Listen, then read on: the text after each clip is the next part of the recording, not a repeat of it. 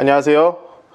예, 오늘은 수학 가르치는 곰선생이 아닌 그냥 곰선생입니다. 제가 중고거래를 하다가 사기를 당했었는데 이런 사기꾼을 잡았어요. 그래서 사기꾼을 잡는 방법, 그리고 어떻게 우리가 조치를 해야지 실제로 우리가 실질적인 도움을 얻을 수 있는지에 대해서 좀 말씀을 드리고자 영상을 찍고 있습니다.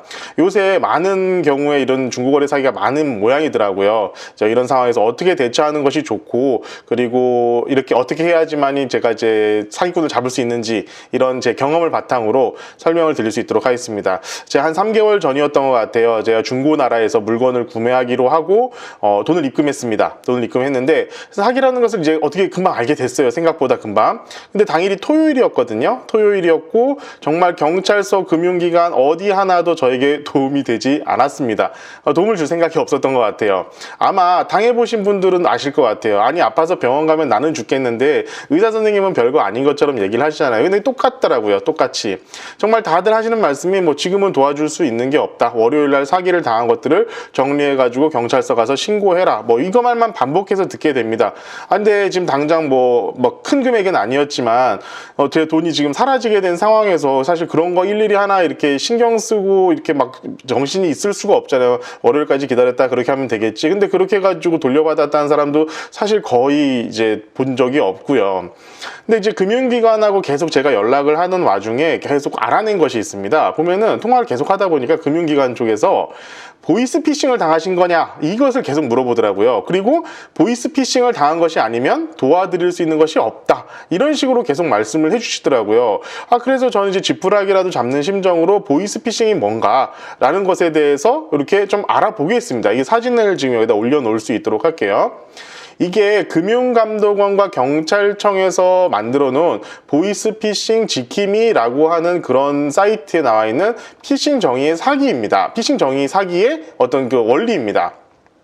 자, 이제 공신력 있는 사이트죠. 여기서 보이스피싱의 정의를 이렇게 나타내고 있네요.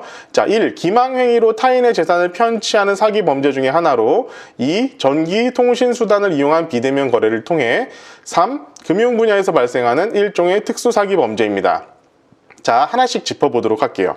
첫 번째, 자, 사기꾼은 거래 당사자가 아닌 상황에서 자신이 거래 당사자인 척하는 기망행위를 저한테 했죠. 이제 대법원 판례도 하나 보여드릴게요. 이제 대법원에서도 사기죄의 행위는 기망행위다. 이러한 행위자의 기망행위는 피기망자에게 착오를 일으킬 것을 유한다. 기망이란 널리 거래관계에서 지켜야 할 신의 측에 반하는 행위로서 사람으로 하여금 착오를 일으키게 하는 것을 말한다. 기망행위의 수단, 방법에는 제한이 없다. 일반에게 착오를 일으킬 수 있는 모든 행위가 포함된다. 명시적이건 무시적이건 자기적이건 부자기적이건을 묻지 않는다라고, 이렇게 대법원 판례에서 명확하게 기망행위를 정의하고 있죠. 자, 기망행위를 당한 겁니다. 1번 요건에 부합을 하죠.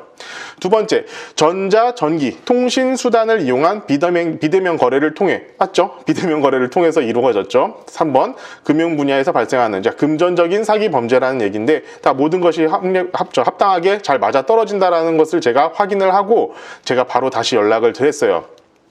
자, 제가 판단하기에 이게 다 판단하는 것들이 난 보이스피싱이 맞기 때문에 보이스피싱으로 신고를 한다라고 해가지고 제가 금융기관에 전화를 걸었습니다. 금융기관에 전화 주니까 바로, 그리고 보이스피싱 당했다, 그리고 나는 그렇게 해서 이런 계좌로 돈을 이미 보낸 상태다 라고 하니까 그 모든 것이 일사천리로 다 정리가 됩니다. 어떻게 정리가 되느냐, 자, 주말, 주중 이런 게 아무 상관없어요. 해당 계좌의 예금주하고요, 예금주가 제가 돈을 보낸 계좌 내지는 그 계좌의 예금주에 관련한 모든 금융거래가 싹 다 정지됩니다. 싹 다.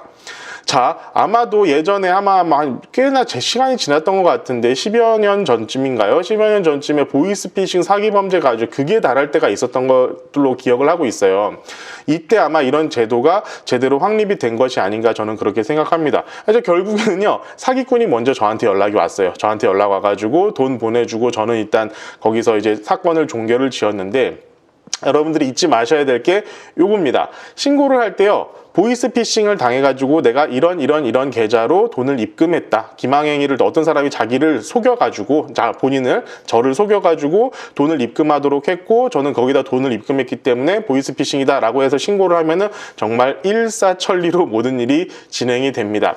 자, 물론 이게 제대로 된 뭐 해외 계좌라든가 아니면 범죄 집단에서 저지른 일이라면은 어떨지 모르겠어요. 저 같은 경우는 어떤 개인 사기꾼한테 당했던 것이어서 좀 해결이 쉬웠었던 것도 있기는 있는데 그렇지 않은 경우도 있을 수 있다고 하더라고요. 제가 이제 여러 사례들을 찾아보니까. 근데 뭐 어쨌든 일단은 여러 가지 상황 중에 이런 상황 같은 경우에는 돈을 돌려받기가 굉장히 수월하다라는 것을 말씀을 드리려고 합니다. 자, 물론 지금 이 상황이 제가 어떤 법률적인 조언이라든가 이런 것들을 깊이 있게 받은 것은 아니에요. 일단 그리고 제가 짧은 지식으로 말씀드리고 제 경험상 이렇게 문제를 해결했었기 때문에 말씀을 드리는 거고요. 제가 만약에 혹시 잘못 알고 있는 거라고 하면은 그거에 대해서는 말씀을 해주시면은 제가 수정을 할 수 있도록 하겠습니다. 자, 그러니까 잊지 마세요. 잊지 마시고 계좌 신고를 할 때 내가 보이스피싱을 당했다. 보이스피싱을 당해서 내가 어떤 계좌로 돈을 입금했다라고 하면은 해당 금융기관에서 바로 모든 것들을 금방 일사천리로 진행이 됩니다.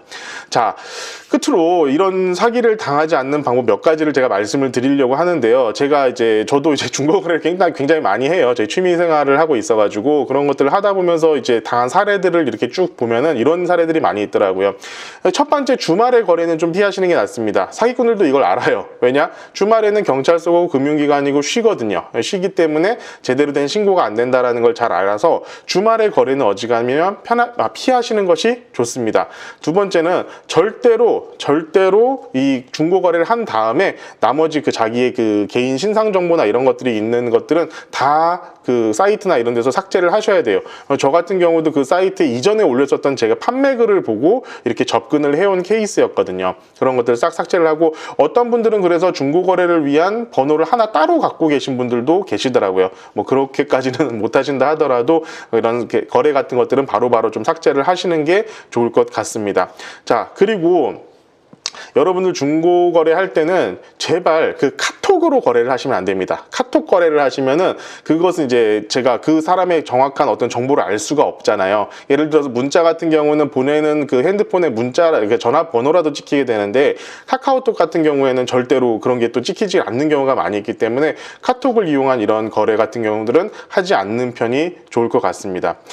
자, 끝으로 좀 안타까운 점은 그거예요. 제가 보이스피싱을 당해가지고 돈을 입금을 한 거나 실제로 중고거래 사기를 당해가지고 돈을 입금을 한 거나 결국 결론적으로는 그게 무슨 차이인지는 잘 모르겠습니다. 그런데 내가 중고거래 사기를 당했다라고 하면 해줄 수 있는 게 아무것도 없다라고 하고 예를 들면 뭐 보이스피싱을 당했다라고 하는 즉시 모든 거래가 정지되게끔 이렇게 할 수 있는 시스템이 구축되어 있다면은 그런 시스템을 굳이 이렇게 중고거래냐 아니면 보이스피싱이냐 라는 것으로 나눠가지고 이렇게 처리를 한다는 것 자체가 나름대로 국가기관에서는 나름대로의 어떤 그런 절차가 있으니까 그렇게 해야 했겠지만 이번 사건을 제가 이제 겪으면서는 사실 진짜 그냥 내가 사기를 안 당하는 게 가장 편한 방법이구나 라는 생각을 하게 됐거든요. 여러분들도 최대한 사기를 안 당하게끔 하시는 게 좋을 것 같고 혹시라도 만약 사기를 당하거나 이렇게 중고거래에서 좀 피해를 보게 된다면은 제가 말씀드린 방법으로 정리를 한번 이렇게 진행을 해보시면은 아마 좋으실 것 같아요. 그 외에도 요즘에 중고거래 사기 당했을 때 그 사기꾼 잡는 방법은 인터넷에 굉장히 다양하게 등장하고 있는데 이것은 이제 제가 실제로 경험을 해본 사항이고 실제로 이렇게 처리가 되는 것을 봐왔기 때문에 이런 것들 하나 알고 계시면은 크게 인생에 큰 나쁜 영향을 미치지는 않을 거라고 생각을 합니다. 자, 오늘 그냥 짧은 영상으로 인사를 드렸고요. 다음에 또 수학 얘기로 계속 영상을 찍고 여러분과 만날 수 있도록 하겠습니다. 감사합니다.